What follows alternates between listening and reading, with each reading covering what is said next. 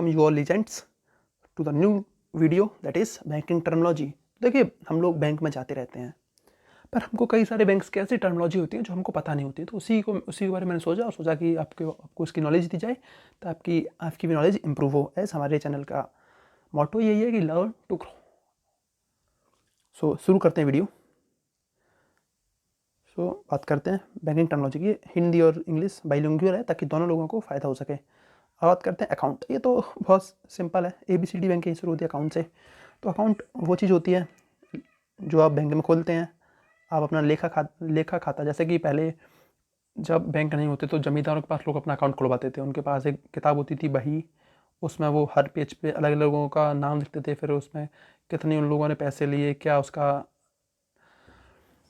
Interest हुआ, कितने फिर उन्होंने वापस किए, वो सब बताते थे। तो वही अब डिजिटल फॉर्मेट में बैंक में अपना अकाउंट या खाता खुलवाते हैं। उसके बाद बात करते हैं करंट अकाउंट। करंट अकाउंट क्या होता है? करंट अकाउंट होता है चालू खाता, ऐसा खाता जो मोस्टली दुकानदार बिजनेसमैन खुलवाते हैं, जिसमें वो लोग डेली पैसे डालते हैं, डेली पैसे निकालते हैं। उसमें ऐसे कुछ भी लिमिट का कोई चक्कर नहीं होता। तो फिक्स्ड अकाउंट होता है आपका एक किसी पर्टिकुलर बैंक में हमेशा के लिए खाता होना, फिक्स्ड जगह पे खाता होना, दैट्स फिक्स्ड। उसके बाद होती है सेविंग अकाउंट जो कि हम लोग खुलवाते हैं मोस्टली, या अनबिजनेसमैन खुलवाते हैं कि उन्होंने महीने में उनकी एक बार सैलरी आई, वो उन्होंने बैंक अकाउंट में पुट कर दी। अब उनको उसके ऊपर एक पर्टिकुलर 5-6% का टैक्स मिलेगा और उसको बार बार निकालने भी नहीं जा रहे हैं। और अगर वो कुछ लिमिट से ज़्यादा निकालेंगे तो उस पर कुछ चार्ज भी लगता है, 20-30 रुपये करके कुछ ऐसा। उसका मतलब एग्रीमेंट वो चीज़ होती है जो बैंक आपसे करता है।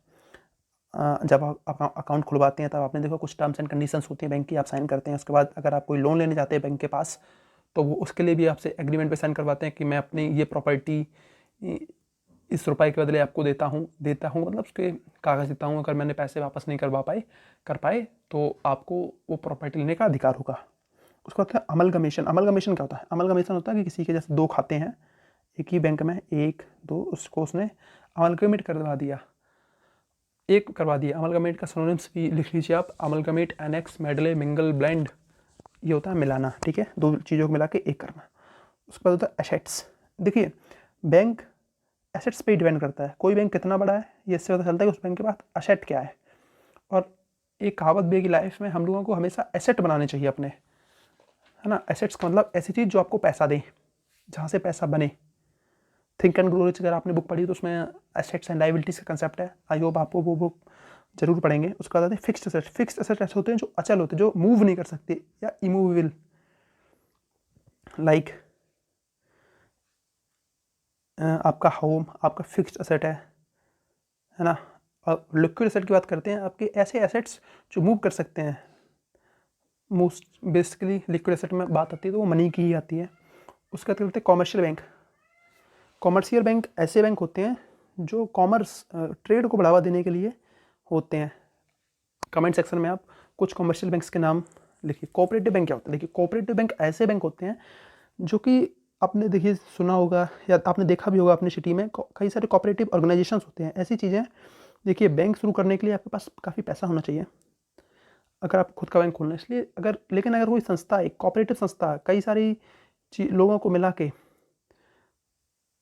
उस बैंक खोलना चाहते हैं तो वो होता है कोऑपरेटिव बैंक। इसमें कोई एक पर्टिकुलर किसी चीज़ का मालिक नहीं होता, लोगों की संस्था होती है, वो लोग ही उसके मालिक होते हैं।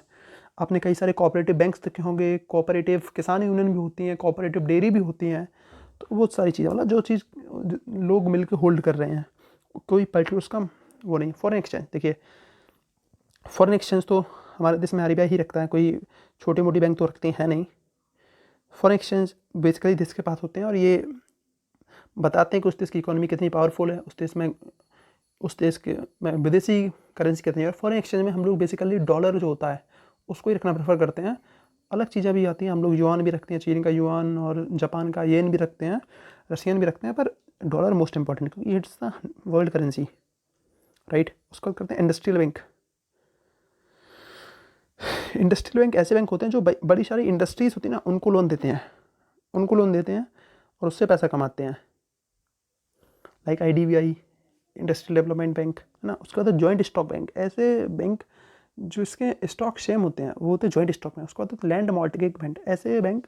देखिए, अब किसान है, अगर उसे लोन लेना है, उसके बाद उसका घर तो गांव में होगा, इतने ज़्यादा पैसे मिलेंगे नहीं, उसे, तो वो क्या करेगा, वो अपनी ज़मीन लगाएगा। तो ज़मीन कौन लेगा, जो लैंड मॉर्टगेज बैंक होंगे वो ज़मीन लगाते हैं। और आजकल देखिए ये सारी चीज़ें एक ही हो गई हैं लगभग।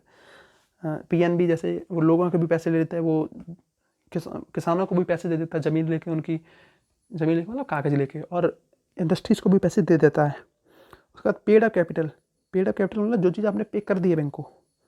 सब्सक्राइब कैपिटल मतलब जो चीज़ आपके पास है, जैसे आपने मान लीजिए आप तो क्या किसी कंपनी ने आरबीआई के साथ नहीं, पीएनबी के साथ मान लीजिए कि वो किया एग्रीमेंट की, वो उनको 5,000 करोड़ रुपए देंगे। तो अब उन्होंने 2,000 करोड़ रुपए लिए हैं, तो जो 3,000 करोड़ रुपए हैं वो सब्सक्राइब कैपिटल में आएंगे, ठीक है। उसके बाद करते हैं वर्किंग कैपिटल वो मिनिमम अमाउंट होती है, बैंक को नेसेसरी होती है अपना कार्य जारी रखने के लिए।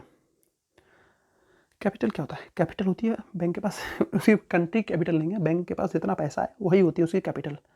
एक्सपेंडिचर मतलब बैंक के पास जितना भी खर्चा है उसको बोलते हैं एक्सपेंडिचर। कैश क्रेडिट, बैंक के पास जितना कैश क्रेडिट में कैश है उसको बोलते हैं हम कैश क्रेडिट। देखिए एक होता है CRR, कैश रिजर्व रेशियो, ये एक मिनिमम अमाउंट है अब बैंक को जो रखनी होती है अपने सारे एसेट्स का इन कैश, ताकि अगर ज़रूरत पड़े लोग पैसे निकाल लेंगे तो उनको वो पैसे वो दे पाएँ लोग। उस कॉइन तो सिक्के ही होते हैं। सर्कुलेशन का मतलब होता है कि परिचलन, सर्कुलेशन में मतलब कितनी मनी जो है वो सर्कुलेशन में है ना, कितनी मनी अभी स्टॉक में बैंक के पास कितनी सर्कुलेशन है। मान लीजिए आपके पास अगर 1 करोड़ रुपए हैं और आप जो उसमें से 2 लाख रुपए हैं वो अपने पास रखते हैं हमेशा पर्स में, तो आप उनको कभी भी खर्च कर सकते हैं, कुछ भी ले सकते हैं। तो वो जो 2 लाख रुपए हैं वो सर्कुलेशन में है अभी इकोनॉमी में, और जो बाकी 98 लाख रुपए हैं वो डेड मनी है, डेड पड़े हुए हैं। कलेक्शन का मतलब बैंक ने कितना कलेक्शन किया वो होता है, जैसे टैक्स कलेक्शन होता है तो वही होता है कितना लोग इकट्ठा कर पाए। इंश्योरेंस कंपनी मतलब ऐसे कॉर्पोरेशन जो इंश्योरेंस करते हैं लोगों को, लाइक आपकी बाइक होगी उसका इंश्योरेंस होता है, लोग अपना इंश्योरेंस करवाते हैं ताकि कभी भी अगर कोई अनफॉर्सीन सिचुएशन आए तो उसमें वो हेल्प कर पाए। उसके बाद कन्वर्टिबिलिटी, परिवर्तनशीलता, लाइक हम लोग अपनी जो गोल्ड है उसको मनी में कन्वर्ट करवा सकते हैं, ऐसे ये सब चीज़ें। क्रेडिट का मतलब साख या फिर रुपए। सपोज़ कीजिए ये कोई कंपनी है ABC कंपनी, इसको एक्सपेंड करना है, एक्सपेंड करने के लिए पैसे चाहिए। पैसे कहाँ से ले, या तो इसके खुद के पास हों या फिर एक और कि बैंक से ले ले। अगर ये बैंक से लेगी तो उसको बैंक को कुछ देना पड़ेगा। तो इसने क्या किया, इसने कहा चलिए ठीक है कि हमारा जो हेडक्वार्टर है या फिर हमारे जो शेयर हैं ये इसके हम पेपर आपको देते हैं, आप हमको क्रेडिट कर दीजिए। तो इसने बैंक ने इसको पैसे दे दिए और क्रेडिट कर दिया। उसके बाद क्रेडिट नोट, जो डॉक्यूमेंट ये देंगे उसको बोलते हैं क्रेडिट नोट। बैंकिंग क्राइसिस, आप देखते हैं कि बैंक का हमेशा क्राइसिस होता ही रहता है। जब नीरव मोदी जी भाग गए थे तो बैंकिंग सेक्टर में क्राइसिस आ गई थी, वही बैंक जब संकट में आ जाए। बात करते हैं शेड्यूल्ड बैंक, ऐसे बैंक जो गवर्नमेंट के अंदर शेड्यूल्ड हैं, जिनकी कोई लिस्ट है। वो सारे बैंक आजकल वही है, बैंक में काम करने वाले लोग बैंकर बोलते हैं। इंडिजिनस बैंक, जो ऐसे लोग जो बैंक में काम करते हैं वो अपने देश के होते हैं, इंडिजिनस बैंक। अच्छा, आप सोच रहे हो कि क्या बैंक में विदेशों से भी लोग काम करने आते हैं? जी बिल्कुल सही सुना आपने, बैंक में विदेशों से भी लोग आते हैं। अगर कोई जैसे मान लीजिए SBI है हमारा, उसकी शाखाएँ दुनिया भर के देशों में हैं, मोस्टली कंट्रीज़ में उसकी शाखाएँ हैं। तो कुछ लोग वो लोकली हायर करते हैं, कुछ लोग यहाँ से भी जाते हैं, दैट्स राइट। ओके, उसके बाद बैलेंस शीट, जब कोई चीज़ बैंक जब साल खत्म होने वाली होती है तो एक शीट बनाते हैं कि उन्होंने कितना क्रेडिट दिया, कितना वापस आया, कितना अभी भी उनके पास लोन है, कितना कैश रिजर्व रेशियो है, उसी को सारा लेखा जोखा रखते हैं, उसको बैंकिंग शीट बोलते हैं, ठीक है। उसके बाद डिपार्टमेंट, आपको पता ही होगा, विभाग, इशू डिपार्टमेंट, ऐसी बैंक का ऐसा डिपार्टमेंट जो करेंसी इशू करता है ना। डिप्रेशन, जैसे अभी डिप्रेशन चल रहा है, हमारी इकोनॉमी क्राइसिस में जा रही है, मतलब पैसे की वैल्यू ना, वही सब।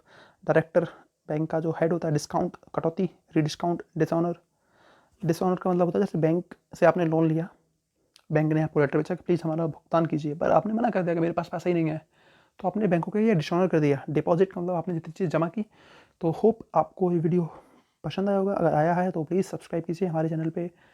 अगर आपको ये वीडियो अच्छा लगा तो प्लीज़ आप कमेंट सेक्शन में जाइए, वहाँ पे पॉइंट कीजिए क्या मिस्टेक थी, इसलिए मैं आगे से इम्प्रूव करूँ, ठीक है। Thanks, okay.